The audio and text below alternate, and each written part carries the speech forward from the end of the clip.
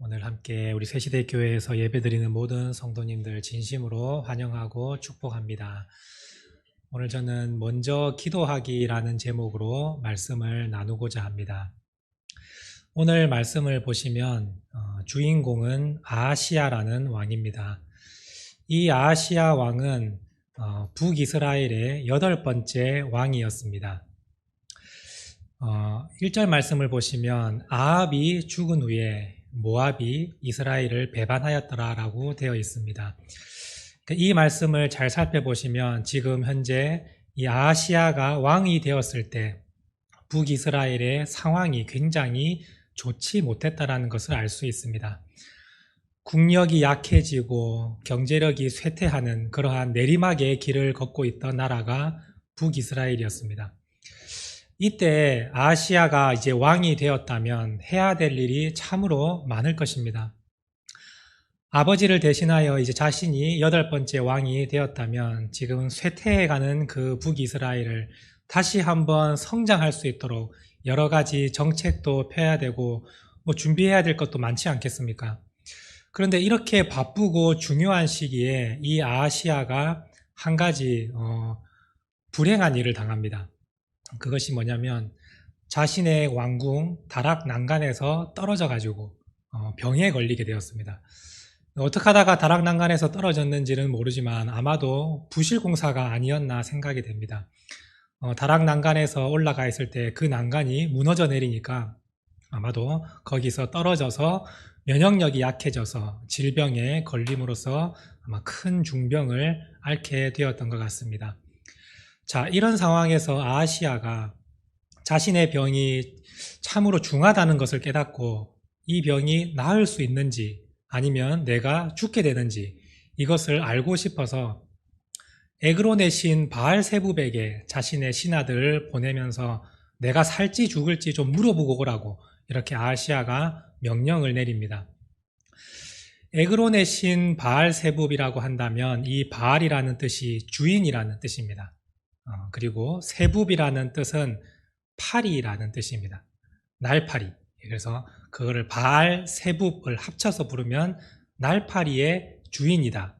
따라서 파리의 신이다. 이렇게 생각할 수 있을 것입니다. 아니, 섬길 게 없어서 파리의 신을 섬기냐 이렇게 생각하실 수도 있는데 그 당시에 나름대로 이유가 있습니다. 왜냐하면 그 당시에 질병을 옮길 때 보통 파리가 그 질병을 옮깁니다.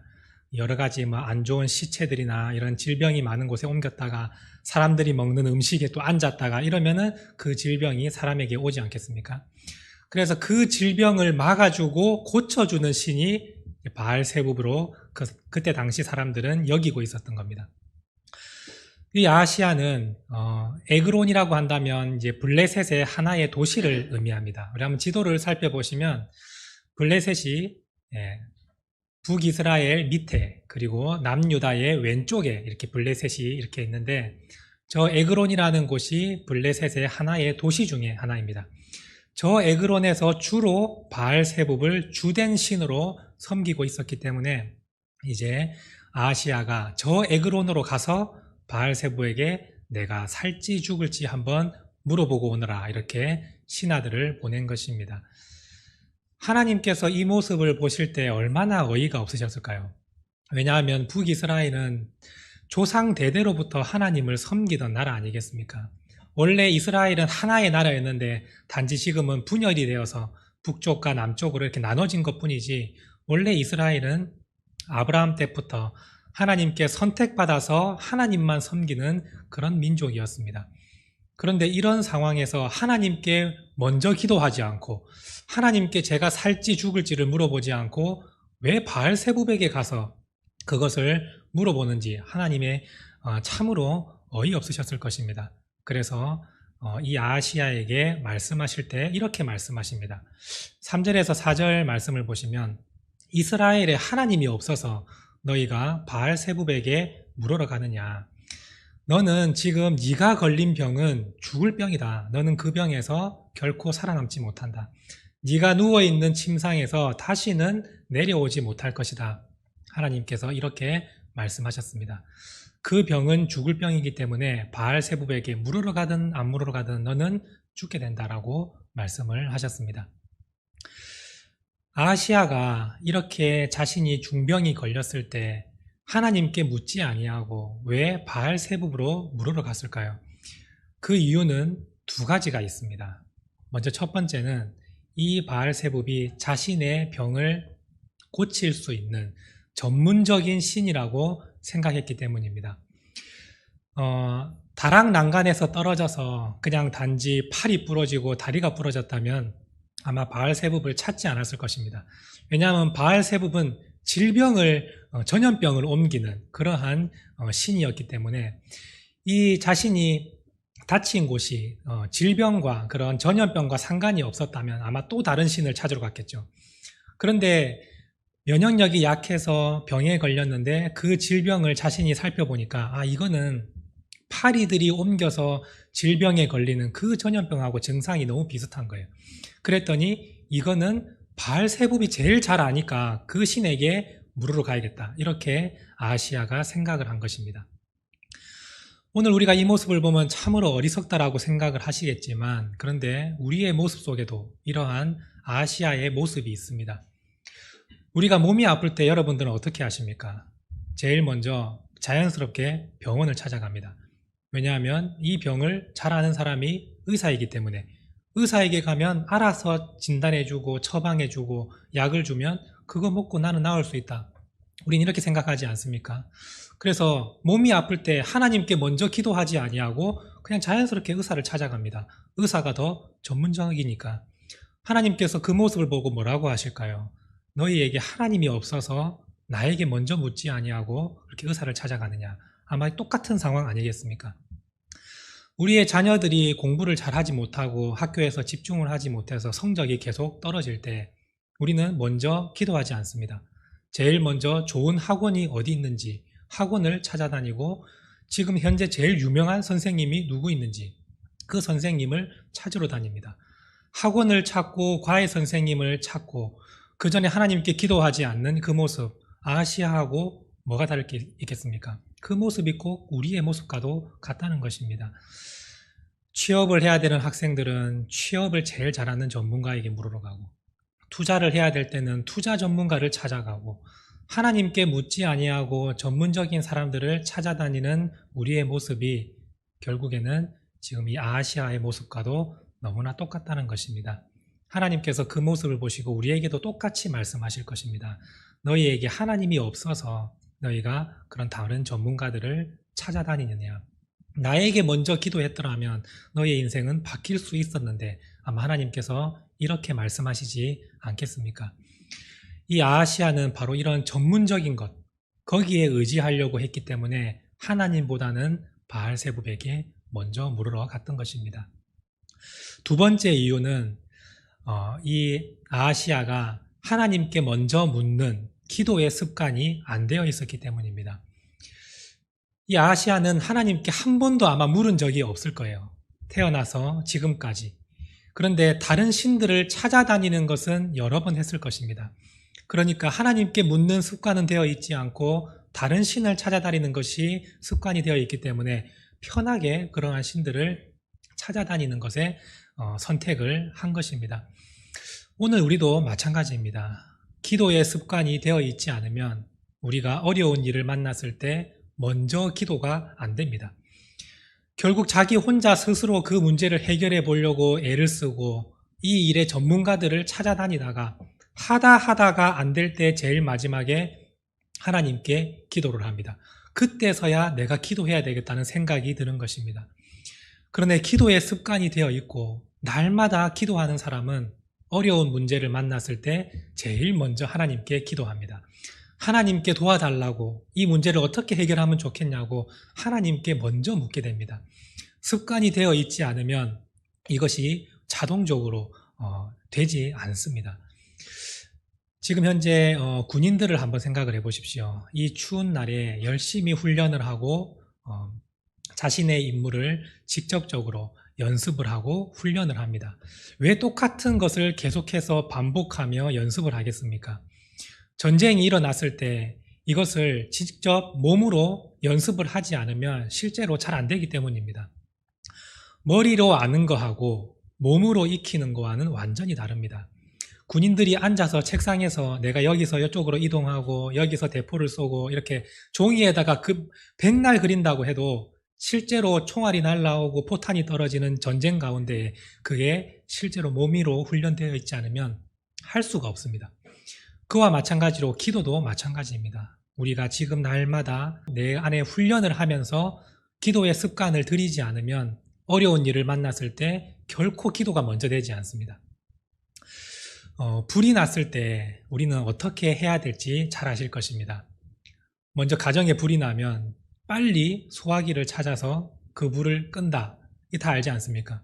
그런데 이걸 한 번도 해보지 않으면 허둥지둥 하다가 결국에는 그 불을 꺼야 될 시기를 놓치게 됩니다.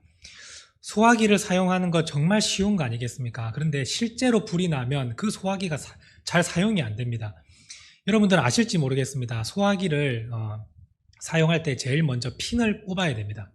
근데 사람이 당황을 하면 이 소화기를 들고 핀을 뽑으려고 합니다. 그렇지 않겠습니까? 빨리 그걸 들고 불 있는 데로 가서 뽑아서 이 소화기를 쏴야 되는데 사실 손잡이를 들고 핀을 뽑으면 핀이 안 뽑힙니다.